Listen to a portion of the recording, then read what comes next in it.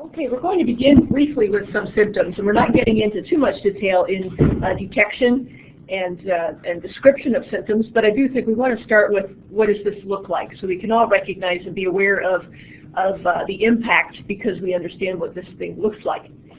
So on potatoes, we do get a resulting symptom, which is a death of the foliage, which is discoloration. And we get discoloration of potato tubers as well. Now, the end result of this disease is loss of foliage in a garden or field that does essentially end the life of the potato.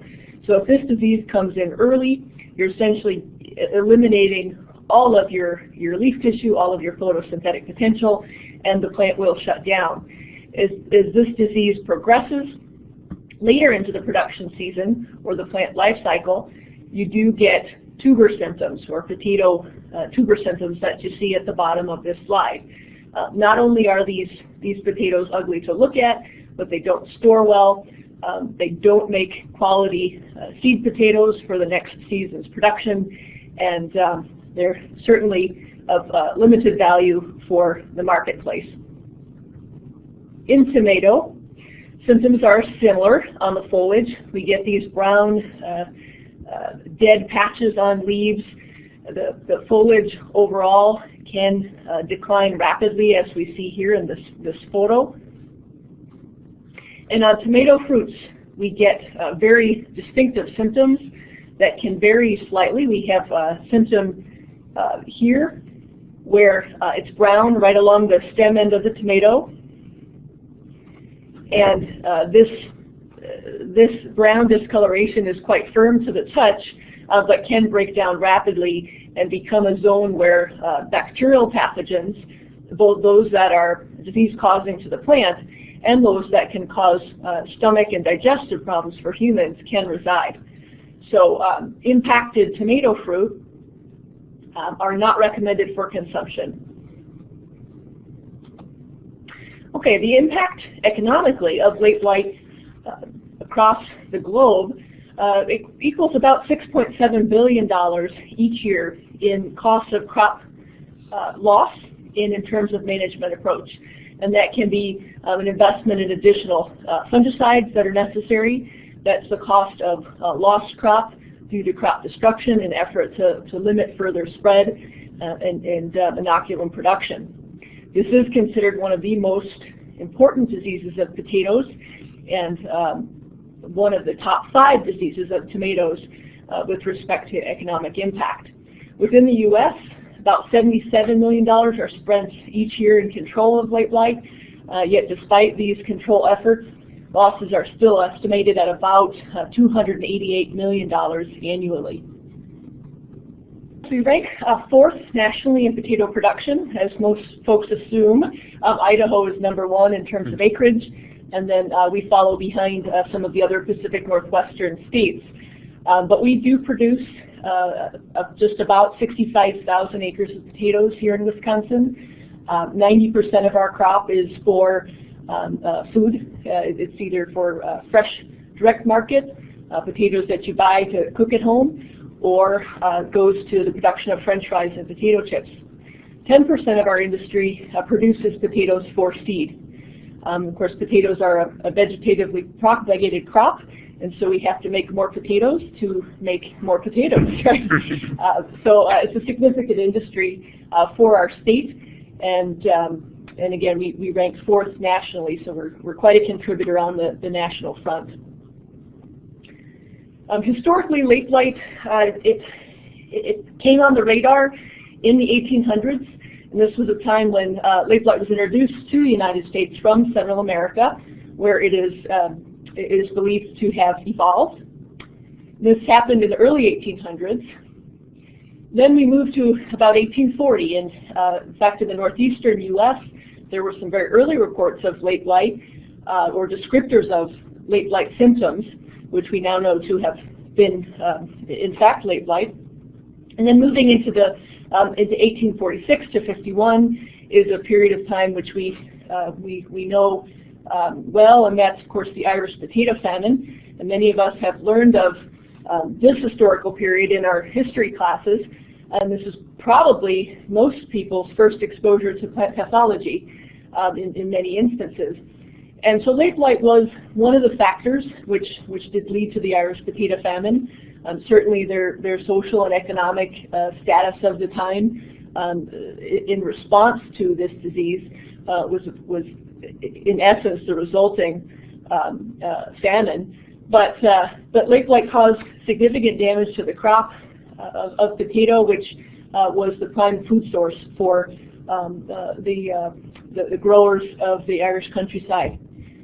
Moving outside of that period of time, again, just to indicate some additional impact here of the Irish potato famine, we did have approximately 1/3 of the Irish population dependent upon potato, and therefore 1/3 of the population impacted by this food source loss to late blight. Potato was nutritious, it was storable, it could feed a family on limited land, so it was of great value to these Irish. At that time, as a result of the famine, there were 1 million people that had died as a result of starvation, 1 million people that had left Ireland for the U.S. Or Canada, although at the time, politically the move to Canada was not preferred due to British ties. Right, so looking beyond the Irish potato famine into the 1900s to the 70s here in the U.S.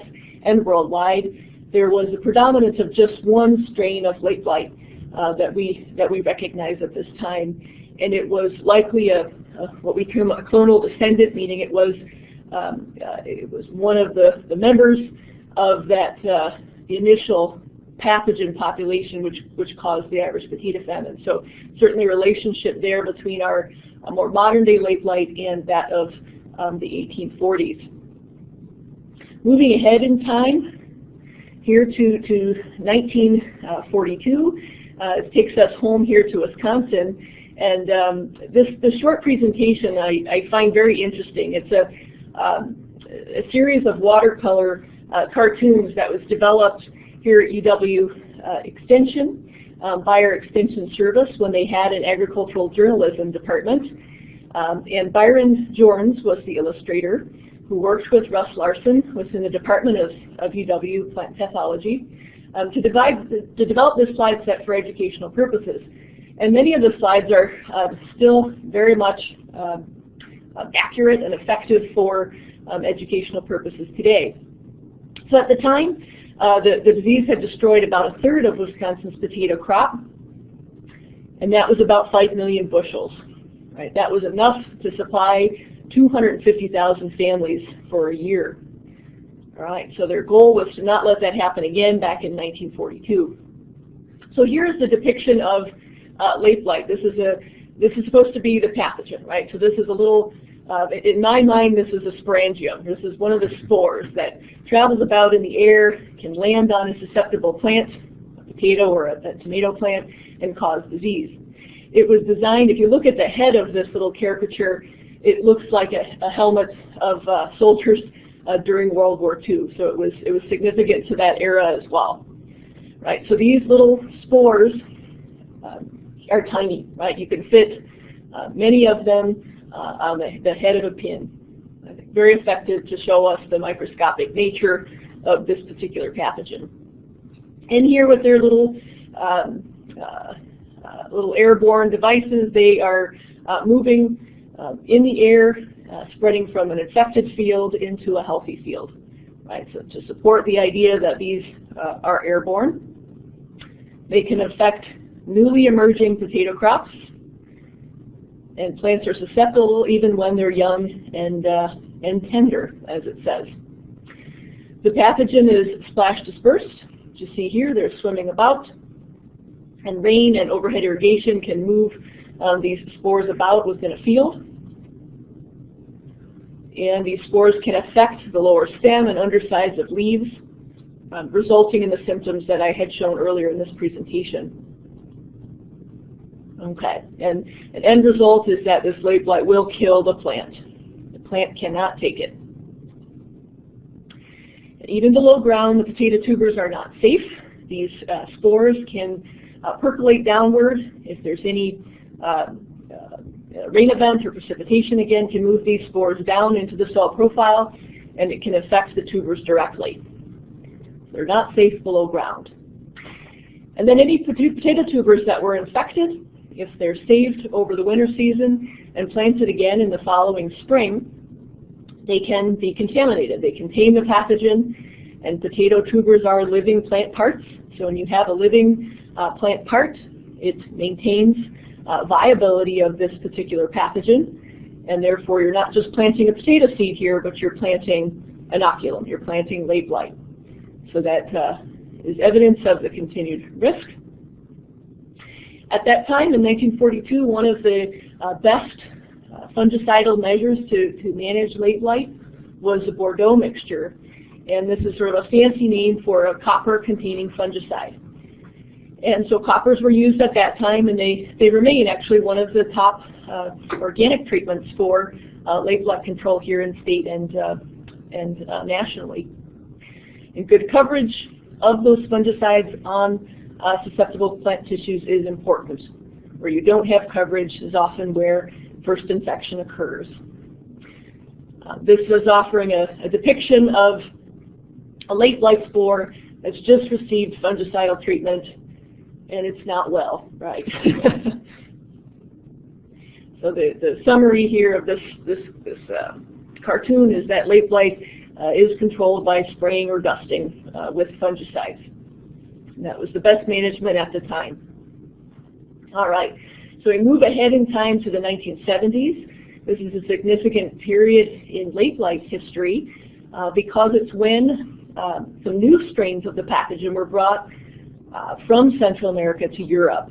And these new strains were important because it meant a potential change in the way the pathogen carries out its epidemiological phase, right?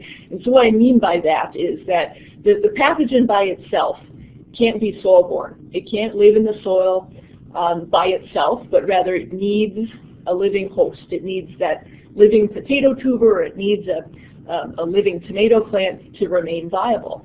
If you don't have living plant tissue, the late blight pathogen, prior to this period in the 70s, it could not survive. But with the introduction of some new strains, it introduced a potential for a new phase of the pathogen life cycle to occur. And what happens in this case, where you get, suddenly you get what we call a mating, meaning that strains of the pathogen come together and they produce a soil-borne spore. This suddenly became of risk when these new strains were brought to Europe from Central America. Then in the 1990s, these new strains appeared in the United States as well. Some arrived in Wisconsin. Moving along into the 2000s, we had some newer strains of the late blight pathogen that came to us in 2009 to current. And again, we have status of the pathogen, which does pose some potential risk for this soil-borne phase of the disease to occur. So we continually monitor this pathogen to be sure that this... You are the only participant in the conference. Please press any key on your keypad to remain in conference.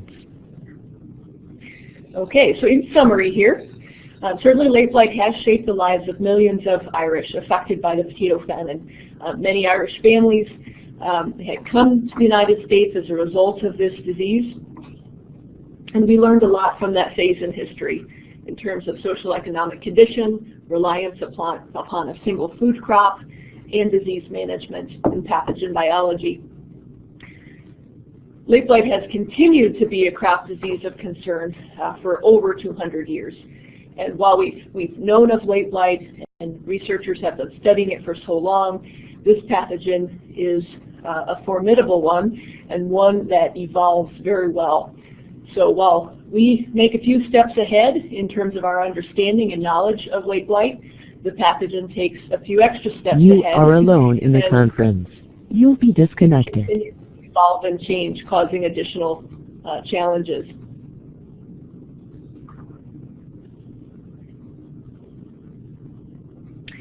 New pathogen strains continue to arrive here in the United States and Wisconsin, And that's the reason for our continued vigilance, and why in part we're talking about late blight here today in this First Detector workshop. As we can understand it better and recognize it very early on, we could manage it better.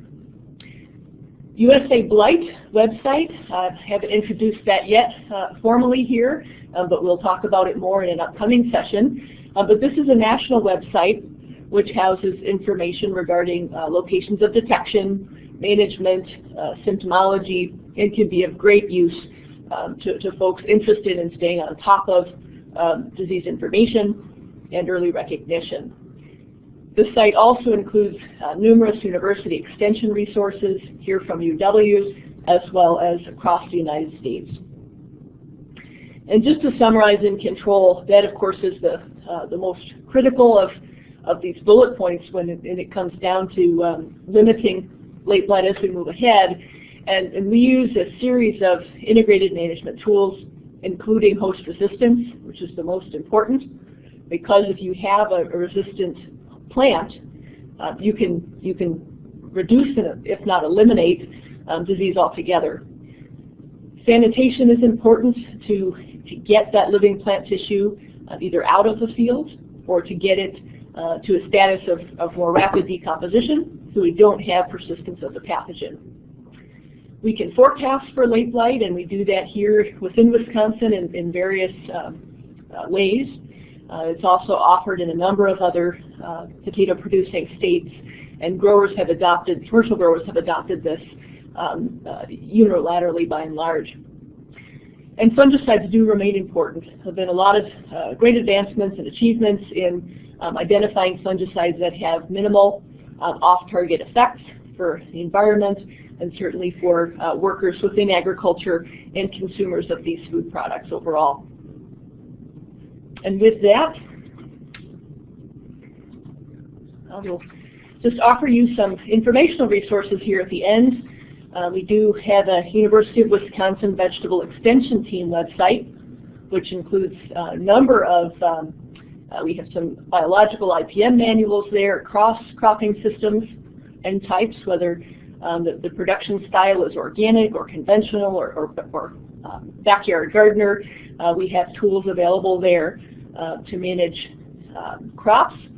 And then at my own website, which is the University of Wisconsin Vegetable Disease website, there are additional more specific disease-related resources. Thank you. So the forecasting model takes into consideration accumulation of temperature and precipitation factors. Right? So this particular disease is favored by prolonged cool or moderate temperatures, and that ranges from about 68 degrees Fahrenheit to about 82. It's quite precise, but generally that's where the pathogen is growing optimally. Anything warmer than about 82 into the upper 80s, it gets a bit too hot, and the pathogen, while it won't kill it entirely in a plant, it will shut down its activity and it will delay progress. But late blight does require a moisture component. It's been a big deal really on the national front over the last 5 years.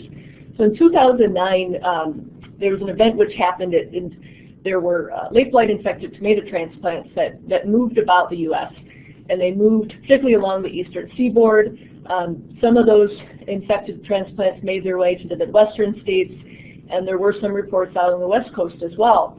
And you'll see when you look at a national map of late blight occurrence, it's always along the eastern seaboard, on occasion on the West Coast, and then in the Midwest. And why is that? Well, we just talked about the need for moisture. And where you have greater arid condition, you have less or no risk of late blight. But in the last 5 years, we've had 2010, one of our wettest years on record for a number of U.S. states. And so we've had very promotive conditions. We've had susceptible hosts out, and we've had some new pathogen strains that have been quite successful. So it has been a sort of a re-emergence, if you will, of this disease nationally. The early blight, as the name implies, it does typically come earlier in the season, in the month of June and early July, and that's a true fungal pathogen. That's Alternaria alternata or Alternaria solani. And that's very common. We see that every year on tomato and potato crops here in Wisconsin. Late blight is more of a sporadic disease. It is typically seen later, July into August, and it's what we call water mold. So it's greater reliance upon moisture for activity. As we've looked at the occurrence and distribution of late blight over the last 5 years, there's really no trend. We see it where we have concentrated potato production in the state. Sometimes it starts there, but not always. We've had years where it seems to appear first in some of our more concentrated suburban areas where there's more backyard and home gardening, and tomato production is a little more, I wouldn't say intensive, but common. And so what I do tend to share is that, you know, as temperatures warm up, the southern part of the state is warmer first, and so often the risk is greater earlier on in the season for the southern tier of the state, and then risk will move north as conditions warm. You know, what we're finding with these newer predominant strains is that by and large, we're terming either US 22, US 23, and US 24 to be specific, but they will go to both hosts. So they'll go to tomato, they'll go to potato. US 24 seems to like potato a bit better, but you can see some tomato infection from it. So we really don't see these as having great host specificity now with the current strains. Okay. So in tomato, we do have a few cultivars that have resistance to late blight, and they are, I'll list a few. Mountain Magic is one, Plum Regal is another. They contain host resistance, which is known as pH resistance. And these can be bought commercially. You can get them from Johnny's Seed Catalog and other sources, but they are just about resistant to late blight. Okay. In potato, we have fewer options for reducing late blight. Great.